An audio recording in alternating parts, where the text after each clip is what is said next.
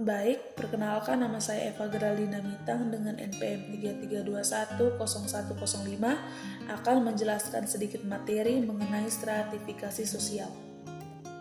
Jadi yang pertama itu kita masuk pada pengertian dari stratifikasi sosial. Jadi stratifikasi sosial adalah penggolongan masyarakat secara bertingkat mulai dari kelas atas, kelas menengah, dan kelas bawah. Selanjutnya ada faktor-faktor untuk menentukan stratifikasi sosial. Jadi faktor-faktor untuk menentukan stratifikasi sosial itu terdiri atas 4, yaitu yang pertama adalah kekuasaan, yang kedua adalah kekayaan, yang ketiga adalah kehormatan, dan yang terakhir adalah ilmu pengetahuan. Selanjutnya kita masuk kepada contoh faktor-faktor dari stratifikasi sosial, yaitu yang pertama adalah kekuasaan. Jadi adanya kekuasaan dan kewenangan itu untuk mengukur kepemilikan kekuatan seseorang dalam mengatur dan menguasai sumber produksi atau pemerintahan. Jadi orang-orang yang memiliki kekuasaan atau kewenangan paling besar akan menempati lapisan teratas dalam masyarakat.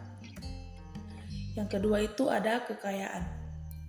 Jadi kekayaan seseorang itu diukur dari kepemilikan harta benda seseorang yang terlihat dari jumlah material. Kekayaan inilah yang bisa menentukan kedudukan seseorang dalam masyarakat. Jadi oleh sebab itu, orang yang memiliki kekayaan paling banyak termasuk dalam kelompok masyarakat lapisan terbatas. Sedangkan orang yang tidak memiliki kekayaan atau kekayaan paling rendah berada dalam lapisan sosial masyarakat paling rendah.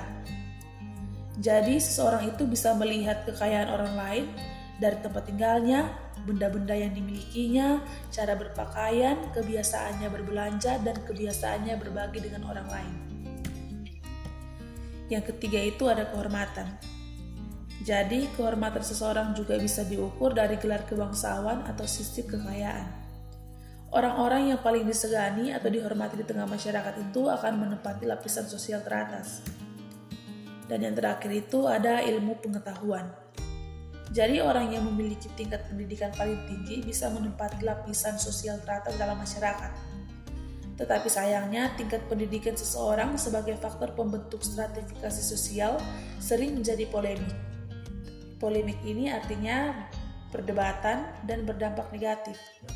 Oleh karena itu orang-orang memandang tingginya tingkat pendidikan seseorang dari mutu ilmu pengetahuan yang dimilikinya, tetapi hanya gelar akademinya.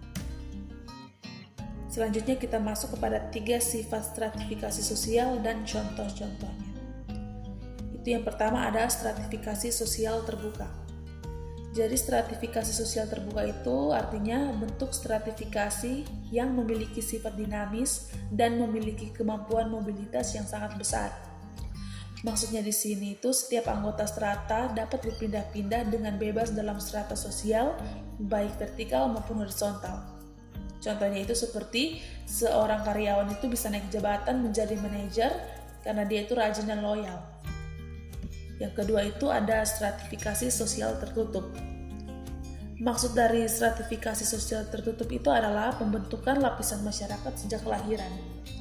Contohnya itu seperti di masyarakat India, mereka itu menerapkan sistem kasta sehingga ketika ada bayi yang baru lahir dari orang tua di suatu kasta, maka bayi tersebut langsung menempati kasta yang sama. Dan yang ketiga itu ada stratifikasi sosial campuran. Jadi yang dimaksud dari stratifikasi sosial campuran itu merupakan gabungan antara stratifikasi sosial terbuka dan stratifikasi sosial tertutup sehingga memiliki sifat yang mirip antar keduanya. Contohnya itu seperti kaum Sudra yang bertahan di tengah masyarakat yang memiliki sistem kasta sehingga dia itu tidak bisa mendapatkan kedudukan terhormat. Jadi cara mengubah kasta, masyarakat itu bisa berpindah ke tempat yang tidak mengenal kasta. Dan yang terakhir itu ada pendapat saya tentang mengapa terjadi stratifikasi dalam kehidupan sosial manusia. Jadi pendapat saya itu mengapa terjadi stratifikasi dalam kehidupan sosial manusia adalah karena tidak adanya keseimbangan antara hak dan kewajiban sehingga rasa tanggung jawab sosial berkurang lalu dilanjutkan dengan adanya ketimpangan pemilikan nilai atau harga.